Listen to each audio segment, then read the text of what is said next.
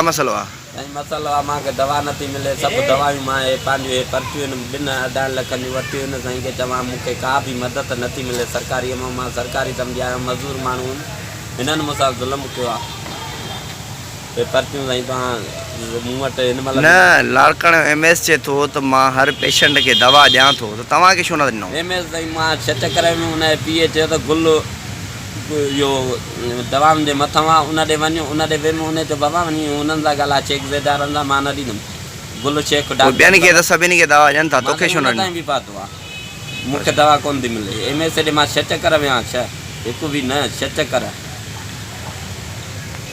MS तव्हां सां न मिलियो छा? MS साईं कॾहिं था चवनि कराची आहे कॾहिं था चवनि कोन आयो आहे कॾहिं कीअं हुनजो पीओ मिले जा हुते जेके गेट ते बीठा आहिनि उहे मोटा चवनि MS कोन्हे। अच्छा हाणे तव्हां कंहिंखां मुतालबो था कयो?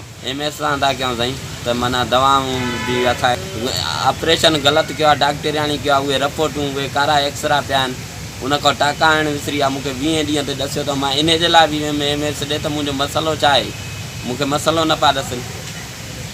हाणे तव्हांजो कहिड़ो इल्ज़ाम आहे उन्हनि जे मथां त ग़लति ऑपरेशन कयो अथव या ॿियो को मसइलो? हा साईं ग़लति ऑपरेशन कयो अथऊं उहे रिपोर्टूं पयूं आहिनि एक्सरा पिया आहिनि त हुन में सिर्फ़ु हुन टाका बचेदानी खे लॻनि आहे जेके बचेदानी खे टाका न आया अथई। हाणे तव्हांजी घरवारी सही न आहे अञा? न साईं अॼु 24 ॾींहं ऐं जेको ॿारु हुयो उहो बि फोत थी वियो।